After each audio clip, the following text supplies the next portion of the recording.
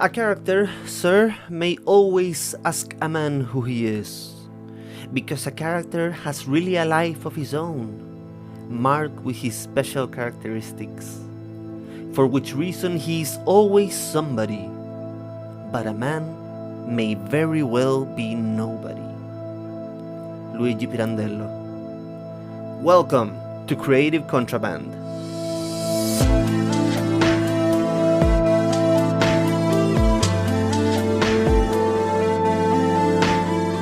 Welcome to How to Be a Better DM, the show that helps dungeon masters tell better stories and run more engaging games. This is Creative Contraband, where we take ideas from elsewhere and smuggle them into our craft to take it one step further. And remember, all of this is brought to you by Session Zero Studios. Hello, fellow GMs and DMs. Welcome to my humble abode here in the third episode of Creative Contraband. I am your guide for today's journey. Join me in this experiment designed by the How to Be a Better DM team, where I will try to give you the best of my knowledge for a full 12 weeks.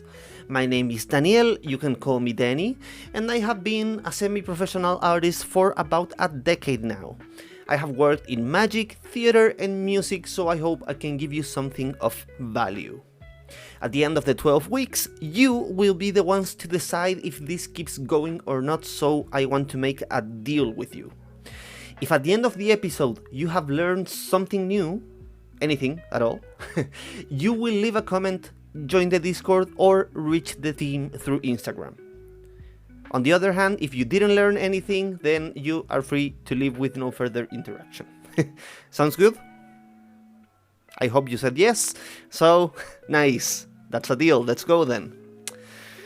Okay, the topic of today. The horny bard, the uptight paladin, the dumb barbarian, the evil, powerful fallen angel who wants to destroy the world.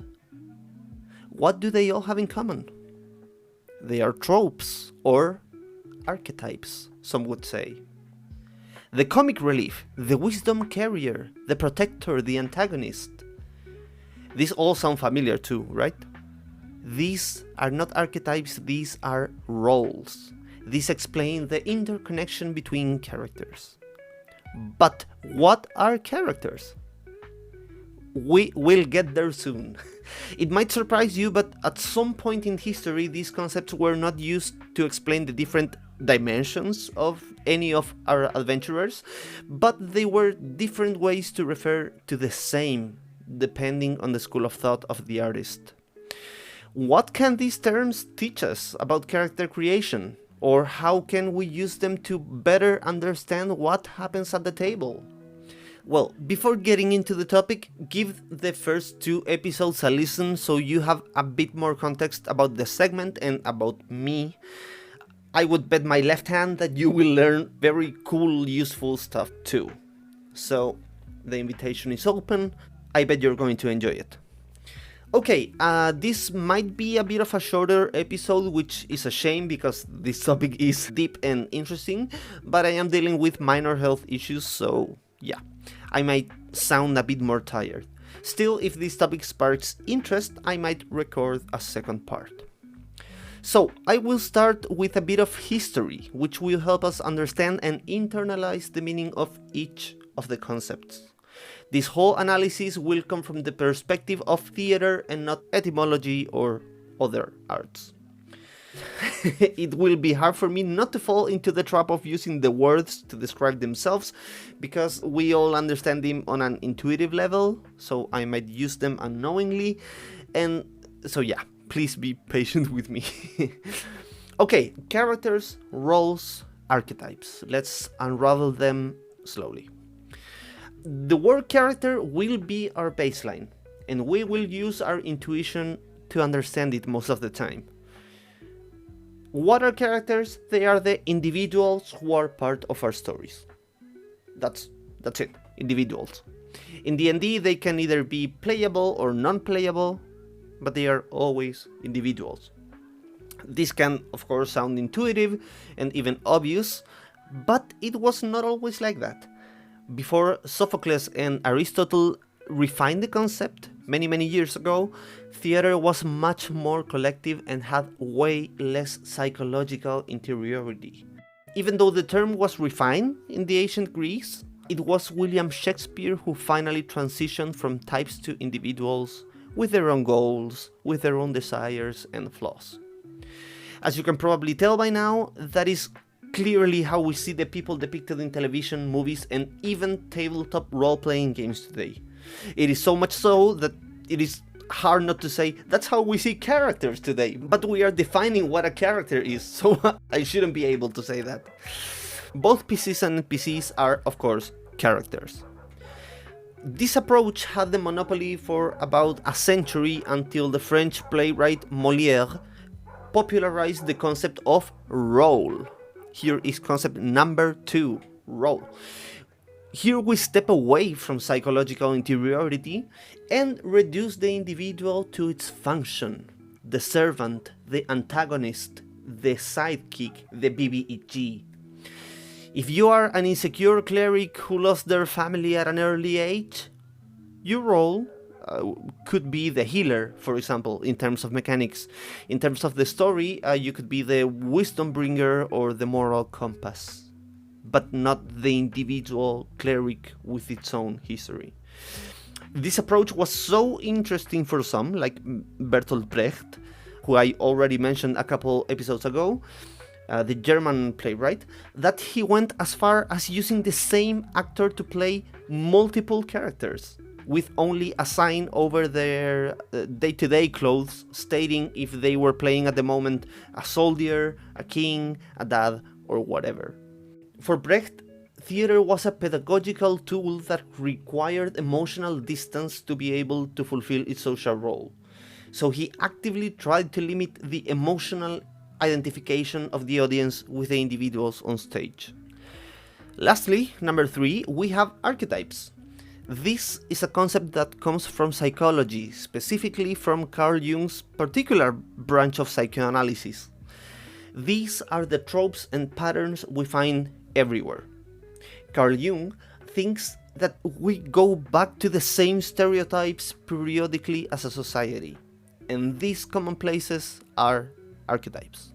The protective caring mother, the venturous explorer, the stoic governor, the curious alchemist.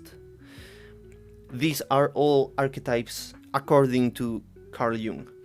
This goes in the exact opposite direction of Molière and Brecht, who think the roles are a consequence of the historical period you live in. For Jung, the archetypes are timeless and eternal, almost as if they were a work of God. There is always a protective mother in any society at any time. There is always a venturous explorer in any society at any time, etc., etc. In theater, Antonin Artaud leaned heavily on archetypes. He wanted to get deep into our guts and touch our most animalistic and visceral feelings. For him, characters as individuals were shallow, boring, and bourgeois because they represented individualities and they didn't go into the deep core characteristics we all share as humans. Now, how is any of this useful?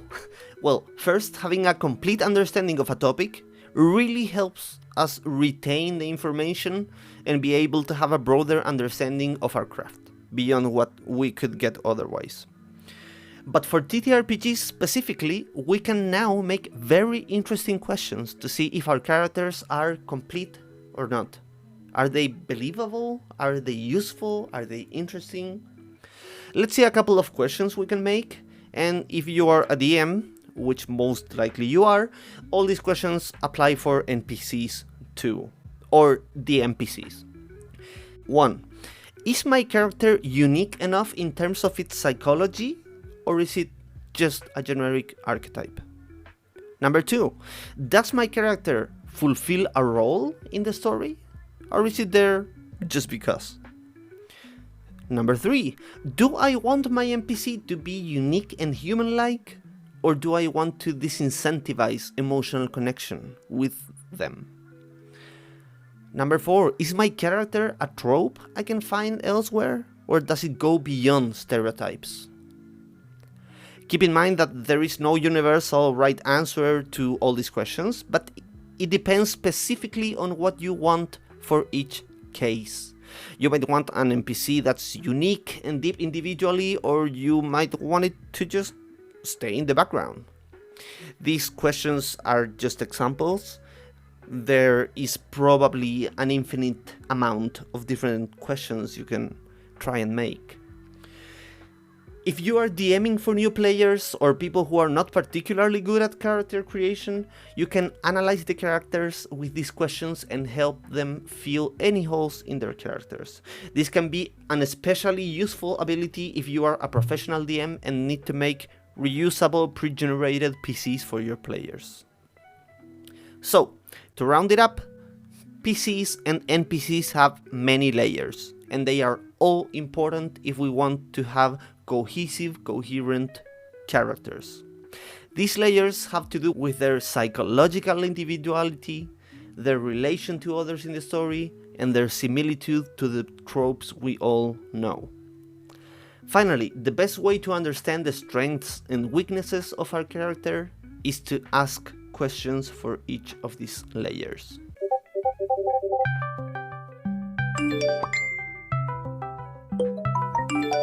The sound of the audience's questions is here. Today I will answer a question from @TobyTheBoy, who listened to the previous episode and asks, I am DMing a campaign with some close friends and we are approaching the 2-year mark. Implementing rituals sounds fun, but to be honest, I am finding it difficult to find places where it is used in other arts. Shouldn't they be more used? Yes. If they were so helpful? Good question, and thank you, TobyTheBoy, for reaching out. Rituals are widely used, not only in art but in many other places, and I want to remind you that rituals' backbone is associations, and these sometimes just get created along the way and are not always pre-planned. Considering that, let's go with the examples. In theater, actors and actresses do a company call or circle up before every presentation. At least that's the name I found, because we call it el mierda mierda in Spanish. But the idea is the whole cast makes a circle, they breathe together, and get into the energy to go on stage. That's, of course, very ritualistic and symbolic. Another example, going back to the simpler actions with symbolic meanings, for example, there is the abracadabra. If I wave my hand in front of you and say abracadabra, even if I haven't told you I am a magician, you will expect something magical to happen, because those magic words are the ritual for a magic effect. Another related to magic, for a magician, snapping their fingers has the same effect, although that meaning only gets through in the context of a magic trick, because if I snap my fingers on any daily scenario, like at work, that doesn't mean necessarily that something magical is going to happen. But in the context of a magic trick or a magic show, it indeed has that weight. When the lights go out before a concert, everyone knows what is going to happen. That's also a ritual, and that was probably not planned as such. Or bands doing encores at the end of concerts. Encores left their functional use long ago and are now way more than just a routine. In many cases, it is even seen as disrespectful if the band doesn't come back to the stage at the end of the concert. But yeah, there you have, I think, 4 or 5 examples. I hope that clears the water a little bit, and thanks again for your question, Toby. As always, at the end of each episode, I will leave you with a word or quote that you might know or not, but that I think will help you give your sessions a little something, a little flavor. The word for today is susurrus. It is defined, according to Cambridge, as a soft, low noise like someone whispering. So it is similar to a whisper, but not quite the same because it is a noise, either by a human not saying words or by an inanimate object. Susurrus and susurration are synonyms, so you can use both, but I would say susurrus is prettier. An example could be, the susurrus of the trees fill the night, or late night cafes hum with the gentle susurrus of life, or a susurrus of prayers drifts through the chapel. I love the word, and I hope you can find good use to it too. Well, here we are. It's the end. I want to thank you once again for staying until the end. I know it may seem like a cliche, but it matters a lot, way more than you think. Remember our deal. If you learned something, please leave a comment, join the Discord, or follow us on Instagram. You can find the podcast at How to Be a Better DM Podcast, and me at gamemaster.hof on Instagram. Hof as in Hall of Fame. It's short for Hofzinser, which is my nickname, HOF. I am very open to criticism and I love discussing interesting topics, so feel free to send me a DM. Leave us your questions because I will be answering some of them in the next episode, and remember, there are lessons in every craft and I want to bring them all to your table. So thanks again, and we'll be back next time with another handcrafted episode, but until then, let's roll initiative. This is Creative Contraband, brought to you by Session Zero Studios.